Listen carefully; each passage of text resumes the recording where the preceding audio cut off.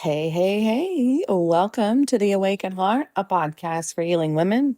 I'm Autumn Moran, licensed professional counselor, late diagnosed neurodivergent woman, a little bit of ADHD, a little bit of autism, which we call odd HD, and a trauma experienced woman. And I'm here.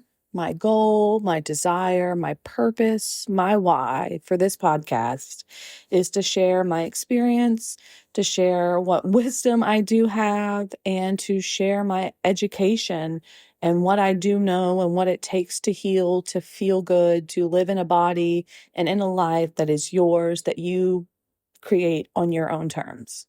So that's my goal. That's my spiel. I just wanted to share with you my why, and thank you so much for being here. This is Friday's episode. This is a bonus episode. This week's main episode that came out on Wednesday is about comparison rage. And the only thing I need to say about that was a good episode. It was a little longer than normal because I did have a lot of notes on it.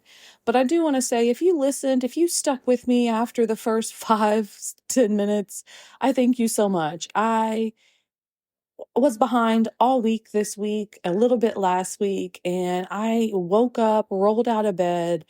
I didn't even roll out of bed. I just rolled over, grabbed my phone, grabbed my notes, and just started the episode laying in bed. And then it wasn't until like 10 minutes into the episode that I sat up. And when I re-listened to it, I was like, oh, girl, what you doing? You sound sleepy. You sound groggy. So my apologies for not being absolutely professional, but that was me. I wanted to show up. I didn't want to not have an episode because I was running behind. I just did it on my terms. I was a little late. So thank you for listening. Thank you for returning. Thank you for being here despite my little mishap.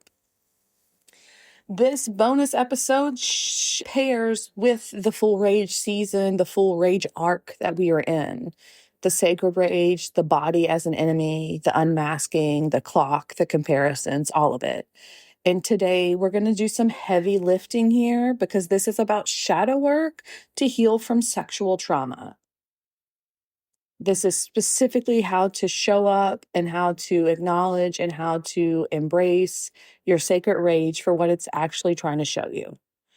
This is probably one of the heaviest episodes we'll be doing because it's seriously talking about healing after sexual trauma. I'm not saying it's the best or the worst trauma and you got to heal the most. I'm just saying it's really hard. And if you are experienced with sexual trauma, you know what the fuck I mean. And shadow work around sexual trauma is not light. It's not a weekend journaling retreat. It's not, excuse me, it's not an aesthetic practice with pretty candles and a cute notebook. This is sitting with the parts of yourself you've been running from, the parts that were forced into hiding, the parts that carry what happened to you, the parts that are furious and grieving and sometimes terrifying to look at. But here's what I know from my own experience and from years of walking alongside women who are healing from trauma. The shadow holds gifts, real ones, like underneath the rage, underneath the shame, there is something worth finding. That is you, your purpose, your light. It's like no evidence for this. This is me just sharing my thoughts. It's like people see your light and they want it, but they want it so much they want to snuff it out. And if we experience sexual trauma, if we experience trauma, if we experience like even being an undiagnosed neurodivergent woman, it can be traumatic. And I'm not trying to be dramatic, but it is traumatic. And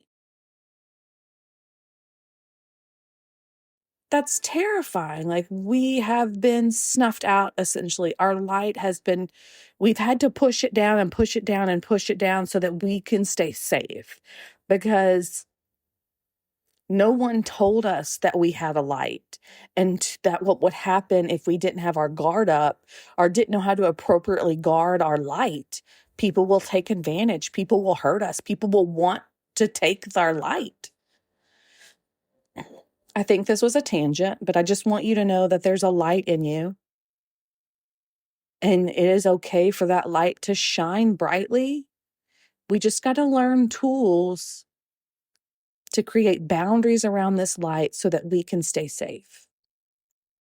More to that will come in the rebirth arc of this season. But right now, I'm going to swing it back to the rage arc. And the first step, if you listen to my podcast, I have a pattern. First, I'm going to define it, right? Let's talk about what shadow work really is.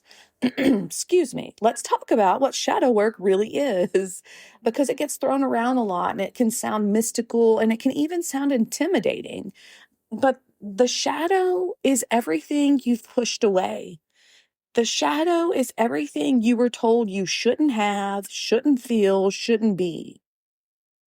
The shadow is everything that felt too heavy, too shameful, too dark, essentially just too fucking much.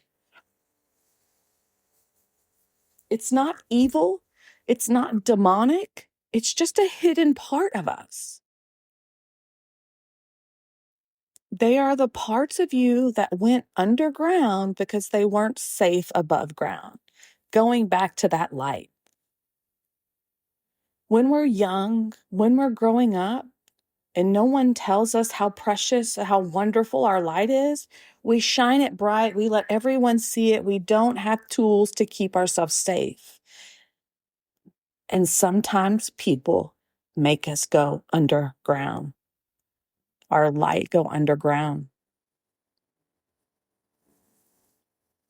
For sexual trauma survivors specifically, the shadow holds the rage you were never allowed to feel, the grief that had nowhere to go, the shame that was placed on you that was never yours to carry in the first place, the parts of you that shut down to protect yourself, the desires, needs, and truths you buried because expressing them wasn't safe.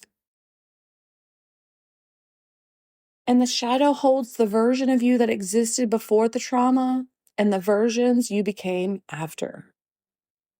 That's it. That's all shadow work is. Turning toward the parts you've been running from, sitting with them, asking them what they need, and listening to what they have to say, listening to what they've been trying to tell you. It's not about indulging every dark impulse. It's not about becoming your worst self. It's really about integrating, bringing the hidden parts back into the light so they stop running the show from the background. Because here's what happens when you don't do shadow work. The shadow runs you anyway, just without your knowledge or consent. The rage you haven't processed comes out sideways at your kids, at strangers, at yourself. The grief you haven't felt gets stored in your body as illness, as pain, as shutdown. Hello, autoimmune disease. Hello, chronic gastrointestinal problems. The shame you haven't examined becomes the lens through which you see everything. Whether you're aware of it or not, it is the truth. The shadow doesn't go away when you ignore it. It only gets louder. It gets quiet, then comes back, gets quiet, then comes back. It's more desperate. It's more disruptive each time. Shadow work is choosing to have the conversation with the parts of yourself you've been avoiding before they force the conversation on their own terms. And rage is one of the most suppressed emotions, especially for women, especially for trauma survivors, especially for neurodivergent women who were told their intensity was a problem. So the shadow is full of fucking rage, years of it, decades, lifetimes of rage that got pushed down, that was called wrong and ugly and too much. And that suppressed rage just doesn't disappear. It becomes depression, so the rage goes inward. It becomes anxiety. The rage has no target. It just keeps circling. Physical pain. The rage is stored in the body. So chronic pain, autoimmune, gut issues, like this is what I'm talking about. Hypervigilance, rage on a constant low-level alert. What about self-sabotage, like rage finding indirect expression? And then you've got numbness, rage so overwhelming the system shuts down rather than feeling it. Showing up, detecting, getting to know the sacred rage and shadow work means reclaiming that energy, turning it from something that's been running underground, creating havoc, into something you can actually use, actually feel, actually direct. So simple, not easy, because the shadow parts are heavy. Simply, it's easy to speak about, it's easy to say what to do, but it's not easy to actually go through it and do it because it is hard work. When I started doing this work, I started journaling. I've been a journaler my whole life. I have always written out my thoughts. I've always had something to say, whether it was being creative, whether it was venting, whether it was processing trauma, whether it was praying to whatever I believed in, to any God that would hear me, like whatever it was. I sat with myself. I sat with my pain and I asked it, what is it that I need to do to get rid of you? What is it that I need to do to feel whole? And I worked at that. I worked at that with body work, which started in just simple breathing exercises I would pick up. Then it moved into yoga. Then it moved into somatic work. Then it moved into just specific body work, talking to my body, building strength in my body, and building confidence in my body, love for my body. I use tarot cards now. I ask it questions and flip a card and read about it. I think about it, what it means to me. I look at the picture. I try to get some sort of direction, answer, validation, confirmation, whatever it is. Hell, even in the darkest times, I used crisis lines, text crisis lines, phone crisis lines. If it was getting heavy, if I had a dark night, I would use my resources. I would speak to a professional that could help me calm down, that could help me reel it in, that could help me find rational thought.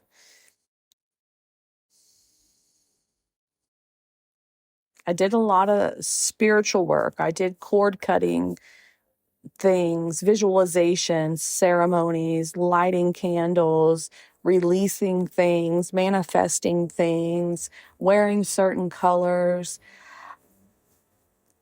healed my inner child, where the parts of me that were taken from me as a child, what I wanted, the outfits, the shows, the safety, the comfort, the love, I created that. I started seeing something, though, that genuinely scared me throughout my healing. I kept arriving at the same conclusion. I'm not the problem. All these people, my family, partners, coworkers, people who failed me, they were that was a pattern. And I wasn't the common denominator in the way I'd always been told I was. And that made me feel absolutely bonkers. How could all these people be toxic, dysfunctional, wrong, and I'm somehow not? How could that be real? Am I delusional? Am I a narcissist who can't see her own part? How could I be the reasonable one when every relationship, every dynamic seemed to come back to the same thing? People who didn't see me, didn't support me, used me, failed me. I questioned my own sanity. Genuinely, I thought, I'm the problem and I just can't see it. But despite that self-doubt, despite the questioning, I kept finding the same truth when I sat with it honestly. I was not the problem. The adults in my life failed me. The systems failed me. The relationships I chose were shaped by a trauma history that pulled me toward familiar, unsafe dynamics. I wasn't delusional. I was a woman with a clear pattern of being surrounded by people who weren't equipped to love me well, because that's what I knew. That's what felt familiar. That's what my nervous system had been wired for, because your nervous system will always choose familiar chaos before it will choose unfamiliar comfort.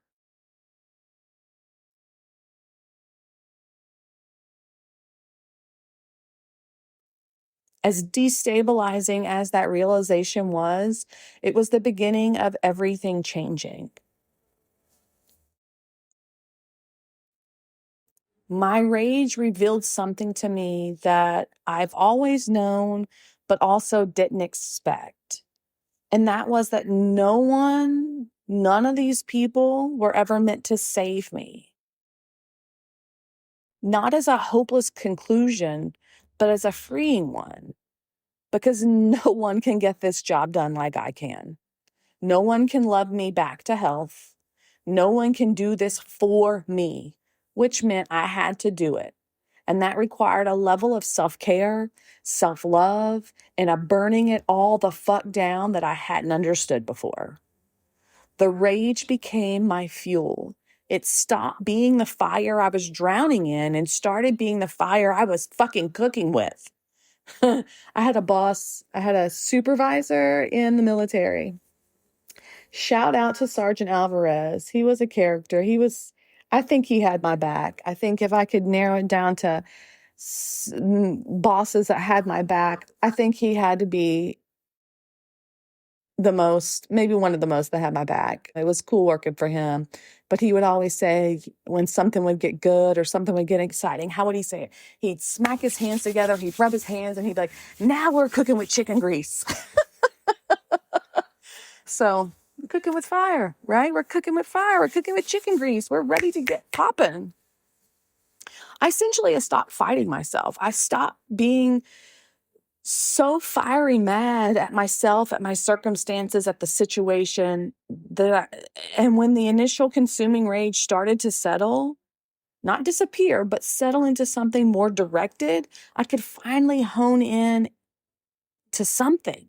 You know what I mean? I built, I grew a practice with a full caseload of women. I have the absolute privilege of watching healing women all the time, sometimes for the very first time.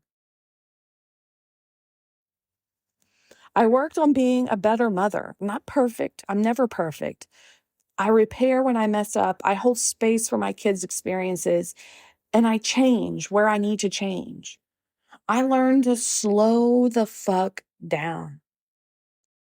Slow down in my routines, slow down in my thinking, slow down in my chores, slow down in driving, slow my thoughts down, slowing down my expectations. I stopped rushing my mornings. I gave myself permission to change the belief that slowness is laziness, because it's not. It's how I function the best. The rage didn't destroy me, it built me. And I say all this to say that it can build you too. Before we get to practical tools, I want to just acknowledge that when the sacred rage first surfaces, when the numbness finally cracks and the anger comes through, it's not pretty. It's not focused. It's not channeled. It's vibrating and all consuming, hitting everything and everyone that you perceive as a threat, even in the smallest ways. I was living with two very strong, very vocal late teenage boys while I was doing my rage season. Parenting and healing at the same time is one of the hardest, messiest experiences of my life. And I have been through some serious shit. Healing and showing up and doing your job as a parent and fostering all the love, compassion, and everything you've never gotten, and just going off a script that you're writing or you're reading or emulating from something you've seen or watched, like, it can be hard. It can be hard. The initial rage doesn't discriminate well either. Your nervous system is finally releasing decades of suppressed fury, and it doesn't always know where to aim. This is normal. This is part of the process. This is not you being a bad person or a bad mother or a bad human. It's raw rage doing what raw rage does before it gets processed. If you're parenting while you're doing this work, you are going to mess up. You are going to have moments where the rage comes out at your kids and you know immediately that's not where it belonged. You are going to be imperfect in ways that hurt you to see. And you can repair that. You can go back. You can say, I was wrong. That came from somewhere that has nothing to do with you. I'm sorry. You can hold space for their experience even while you're in the middle of your own. Repair is possible and the most important thing you can do as a parent, because it's not that you're never going to have a rupture. It's that you have the repair, that you take the responsibility, that you act like the grown up, that you nurture them, you support them despite what you're going through. It's one of the most powerful things you can model for your children, that adults mess up, that adults take accountability, that love includes repair. There's no such thing as being a perfect parent. You can be a good parent. You have to be willing to keep growing, keep showing up, and keep repairing. Eventually, not overnight, not on schedule, the consuming rage starts to shift, not disappear, but will shift. It becomes more directed, more purposeful, less like being inside a fire and more like holding the torch. That's when you can start doing shadow work, when the fire cools just enough for you to look at what's burning.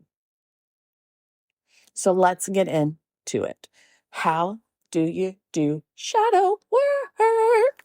Okay, we're going to do the actual work, real techniques, real practice, things you can do. So first off, before you can get into shadow work, you need to feel safe enough to go there. For us trauma survivors, you cannot do shadow work from a dysregulated nervous system. You'll just re-traumatize yourself. So first off, create a container. First, make sure you are physically safe, a space that's private, comfortable, where you don't feel intimidated, interrupted, viewed, listened to, all that. And then you need time. Don't do shadow work when you're rushed or about to go do something demanding. I also encourage you to have something planned during or after as a treat. Have something, a good treat while you're doing it or a good treat while after you do it. Reward yourself for the hard work. Your brain will thank you. And then you need to ground first. Feel your feet on the floor. Take some slow breaths. Arrive in your body before you go inward. Keep something comfy nearby, a blanket, a warm drink, something that signals safety to your nervous system. Maybe some fidgets, maybe a picture of someone, whatever it is. And have an agreement with yourself that you can stop at any time. You do not have to go further than you're ready to go.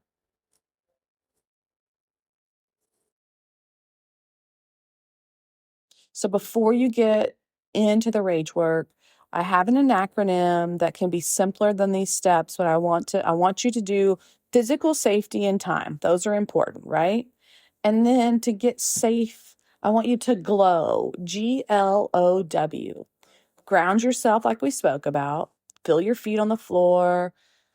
Look around the room, name some colors, name some objects, tell yourself, identify where you're at. Take a breath, L, lengthen the exhale. Whatever you do, just take a breath in and make sure the exhale is longer than the inhale. That will help you ground. And then O, offer yourself the agreement, the acknowledgement that this is hard work. I can stop at any time and I can go as far as I'm ready to go. And then W, wiggle. Shake your body, jiggle, wiggle, shake it out, shake the arms, shake the legs, shake everything, and then get settled into your spot. Glow. That's the acronym. So I like to recommend getting it out first. So a rage journal, uncensored, unedited, ugly, messy, just raw. Set a timer for 10 to 20 minutes. Write everything you're angry about. Don't think about it. Don't edit it. Don't make it pretty or coherent or fair or right or just or understanding or sympathetic or none of that. Because none of this means you're a bad person. This just means you're getting the fury out. Write about who you're furious at and why. Write about what was taken from you. Write about what was done to your body. Write about what was never said, never acknowledged, never made right. And write about what you wish you could say out loud but never have. Let it be raw. Curse, rage, scream on paper. When the timer goes off, put your pencils down. Don't read it back immediately. Just breathe. This is not the shadow work. This is clearing the top layer so you can get to what's underneath. So once you let the surface rage out, it's time to go deeper. Shadow work lives underneath the initial fury. So take a feeling from your rage journal, one specific anger, and ask yourself, what is this anger protecting? Because rage almost always protects something, usually grief, fear, a need that was never met, a truth that was never acknowledged, or maybe even a part of you that was hurt and is still hurting. So maybe you're furious that no one helped you. That's protecting the grief of a child who needed adults to show up and didn't. That's protecting that's protecting the fear that she wasn't worth showing up for. That's protecting the deep aching need to have been seen and loved and protected. Maybe you're furious at your body freezing, and that's protecting you from the grief about what happened while frozen. Maybe it's protecting you from the truth that the freeze was the only protection available. And maybe it's protecting you because a part of you that survived and has never been thanked for that, right? Like you survived that by freezing. Had you not froze, you may not have survived. And you've never been thanked for that. It's protecting that. Write what you find. Don't rush it. Sit with it. Next up, this one sounds a little strange, but it can work. It can help. Write a letter to your rage. Not about your rage, but to it, as if your rage is a person, as if it has something to say. So you can simply start with, "Dear rage, I'm finally listening. What have you been trying to tell me?" And then I want you to write the response. Let your rage speak. What has it been screaming that you haven't been hearing? You might find that you've been trying to tell yourself that you're not the problem, that what happened to you was wrong, that you deserve better. Maybe it's telling you to stop going back to people who hurt you. Maybe it's telling you that you're worth fighting for. The rage knows things. It's been knowing them for years, and this is how it finally gets to be heard. If you use tarot or oracle cards, or are curious about them, tarot can be a really good tool for shadow work because the images speak to the unconscious in a way that words sometimes can't reach. I pull my cards when I'm journaling, not as a prediction, but as a reflection, as a mirror for what's happening internally. More like a validation, like I said earlier. So you can ask your cards, what is my rage protecting me from? What am I not seeing about this anger? What does this rage want me to do? What part of myself am I hiding in this fury? You don't need to be an expert. You don't need to know all the meanings. Look at the image, notice what you feel, notice what comes up. That's your shadow surfacing through the image. So before this episode, I pulled out my oracle cards. It's a Sacred Feminine Oracle Divine Healing. Rockpool is like the publishing company. So I just got the Inspiring card, and I asked it to just provide us as me and you, the listener, a card that could help us during our shadow work. And what would it say? So what I pulled is inspiring. Keywords here are inspiration, expression, maturity. The card asks you to bring your relationships with yourself and others into balance.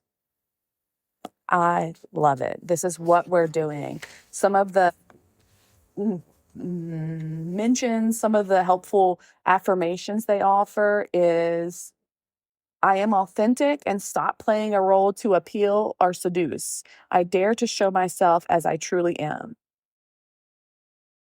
I express my emotions and honor them in ways that work best for me and inspire me.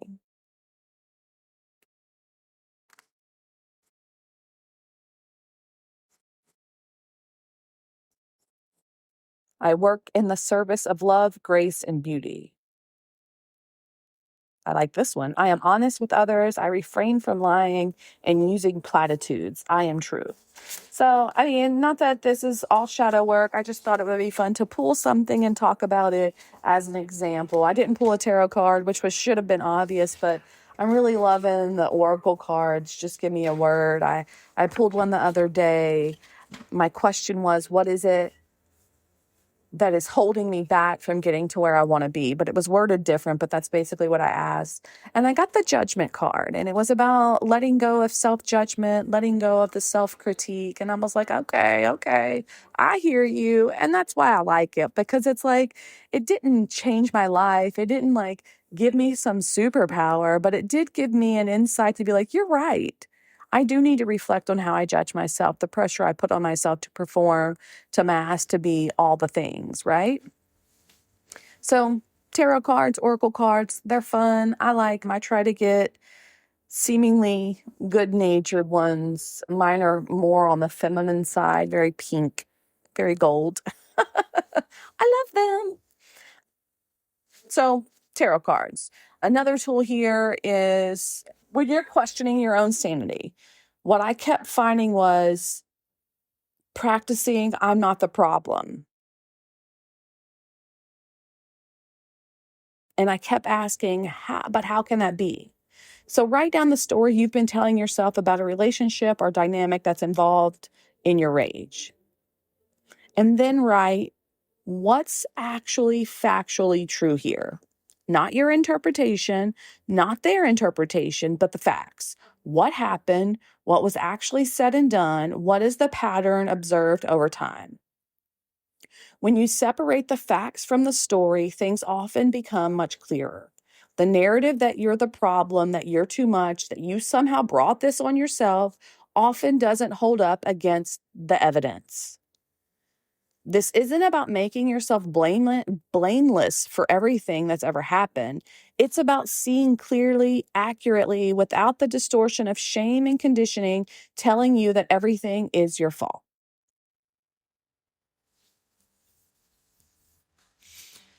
This is my tool.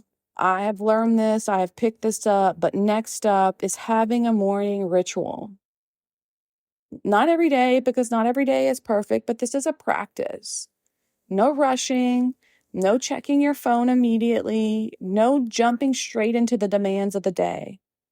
Give yourself time to arrive, to check in, to ask yourself, what's alive in me today?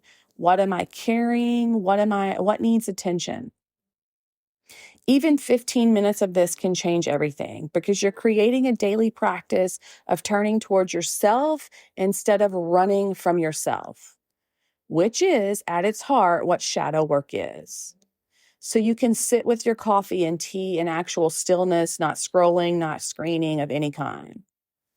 Maybe journal one page to start off, whatever comes out, no agenda. Maybe pull the oracle card, pull a tarot card. You can do a short body scan. Where do you feel tension? What does my body need today? And then maybe one honest check-in question. And my Finch app has a great question that I want to use instead of the one I wrote down. And this is what I have for me every day this week. And I really like this question, but it is, what is the one thing that would soothe or regulate me today? What is the one thing that would soothe or regulate me today?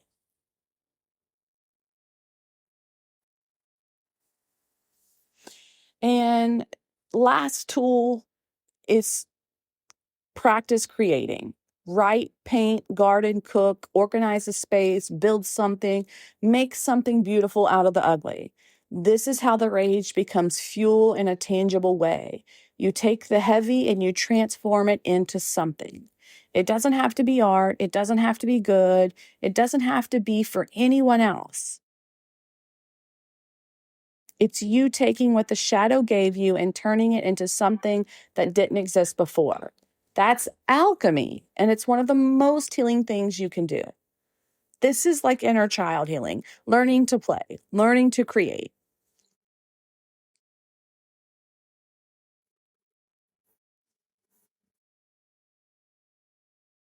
So I want to give you permission to feel it all, to name it, to let it be holy, so to speak, instead of shameful.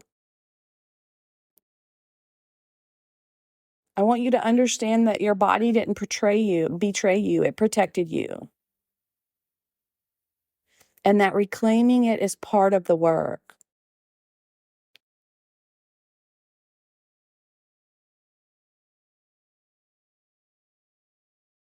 So please take time with your rage. See what it's actually trying to show you. This is heavy work. I know this. This isn't the kind of episode you listen to while you're doing dishes or driving to work. You can, please do, but come back to it. This is an episode you return to, you sit with, come back to when you're ready to go a little deeper. And I want you to know, wherever you find your shadow, whatever is in there that feels too dark, too heavy, too shameful, too much, you are not alone in it. I've been in my own shadow. My clients are in theirs. Every woman healing from sexual trauma is doing some version of this work, whether she calls it that or not. The shadow holds your pain and it holds your power. And the only way to get to the power is to be willing to sit with the pain. And as always, you don't have to do it all at once. You don't have to go and do more than what you're ready for. You can go slowly. You can stop. You can come back. But just go. Turn toward what you've been running from. Ask it what it needs. Listen to what your rage has been trying to tell you. Because underneath it all, underneath the fury and the grief and the heavy and the hard is you.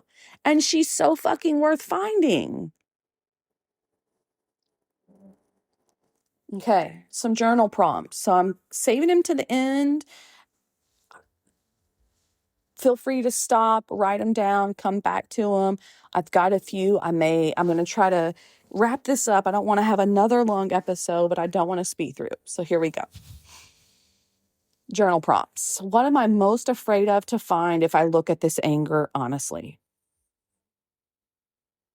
Who specifically am I furious at, and what do I wish I could say? What truth has my rage been trying to tell me that I've been afraid to believe?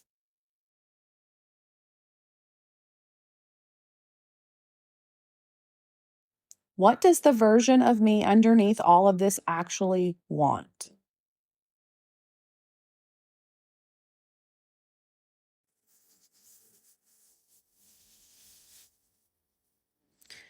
I thank you so much for being here today. I thank you for showing up for yourself. Please take a moment. If you've made it this far, you've listened to the whole episode, congratulate yourself, commend yourself for listening to something that may feel hard or may bring up things for you. I'm happy to be here. I'm happy to help. I hope one of the tools you can pick up and start working on just a little bit. If you feel this episode is shareable to someone you may know or someone who may need it, please share it. Please talk about it. Please talk about this experience, your experience. We live in a society that makes our voices not loud, not heard. And we need to change that. And changing that is by changing the conversation, talking about rape and molestation and sexual assault, sexual coercion out loud, sexual misconduct, and talking about what needs to happen for it to be avoided. Not for us to heal, but for us to be avoided. Boy, are those topics coming. Whatever you do, however you feel, I appreciate you being here. I thank you so much for listening. It really warms my heart. Share it with someone. I'm not on social media. I'm not on marketing platforms or anything like that. So this is all growing word of mouth. Hit a thumbs up, hit a emoji, give me some likes or comments. Tell me what you'd like to hear. Yeah, I think I'm wrapping it up now. Wednesday's episode, I'm not sure what it's about. I need to start getting into the habit of knowing what I'm doing next week. But Wednesday's episode is going to be continuing on the rage arc. We're going to still stay in the rage arc for about a couple of more episodes before we get into the rebirthing arc. And yeah, until next time, take the gentlest possible care of your awakened heart, my dears, and be willing just a little to turn toward the shadow. She's not as scary as you think, and she has the gifts that you've been looking for. Take care of you, and I'll see you soon.